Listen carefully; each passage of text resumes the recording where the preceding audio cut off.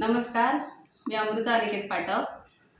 मी भारतीय जनता पार्टीकडून उमेदवारी अर्ज दाखल केला आहे आणि माझं प्रभाग क्रमांक आहे 2 आणि आमची निशाणी आहे कमळ. राजकारणात येण्याचा उद्देश म्हणजे मी मालवणमध्येच माझा जन्म, मालवणमध्येच माझं शिक्षण आणि मालवणमध्ये आपण समाजात राहतो आणि आपण समाजाशी एक आपली नाळ जुळलेली असते. आपण या समाजाला काहीतरी आपलं शिक्षणाचा काहीतरी आपल्या बुद्धिमत्तेचा उपयोग करून देऊ शकतो. या हेतूने आम्ही राजकारणात प्रवेश करायचा मी ठरवला आणि आपण समाजाला आपलं एक काहीतरी देणं या हेतूने आम्ही राजकारणात उतरलो आहोत. आम्ही राजकारण करण्यासाठी यामध्ये उतरलो नाही, आम्ही समाजकारण करण्यासाठी यामध्ये उतरले आहोत. असं आहे, कचरा व्यवस्थापन करण्याचा आम्ही प्रयत्न करू. कचऱ्याचे व्यवस्थापन नीट झाले तर सर्वसामान्य जनतेच्या आरोग्य नीट राहील, त्यांची इतर आजारांपासून जे संसर्गजन्य रोग असतात त्यांच्यापासून मुक्ती होईल. हा मुद्दा आहे आमचं सागरी महामार्ग. सागरी महामार्गावर भटकी जनावरं सध्या खूप फिरत आहेत.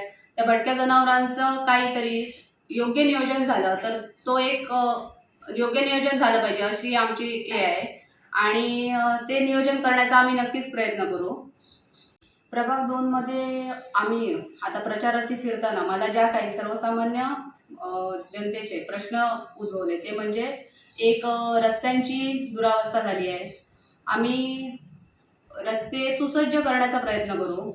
तसेच दुसरा प्रश्न आहे पावसाळ्यात सांडपाणी आणि पावसाळ्यात जे पाणी साठतं त्याचा योग्य निचरा केला जात नाही आणि तो योग्य निचरा करण्याचा आमच्या पक्षातून आम्ही प्रयत्न करू. माझ्या मिस्टरांचे आजोबा म्हणजे यशवंत फाटक हे पण एक नगरसेवक होते आणि त्यांच्याच पावलावर पाऊल टाकून पुढे जाण्याचा माझा प्रयत्न असेल. माझ्या सासरचा वारसा पुढे चालवण्याचा मी नक्कीच प्रयत्न करेन. जर मला साथ मिळाली तर मी तो वारसा नक्कीच पुढे नेईन आणि सर्वसामान्य जी जनता आहे त्यांचे जे काही प्रश्न असतील तो सोडवण्याचा मी नक्कीच प्रयत्न करेन.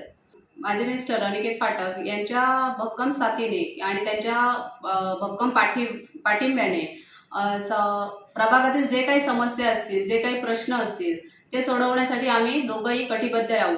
अगदी माझ्या प्रभागातील लोकांनी जर आम्हाला अगदी रात्री बेरात्री कधीही जर आम्हाला साथ घातली तर त्यांच्यासाठी धावून जाण्याची आमची दोघांची इच्छा असेल आणि ती आम्ही नक्कीच पूर्ण करू.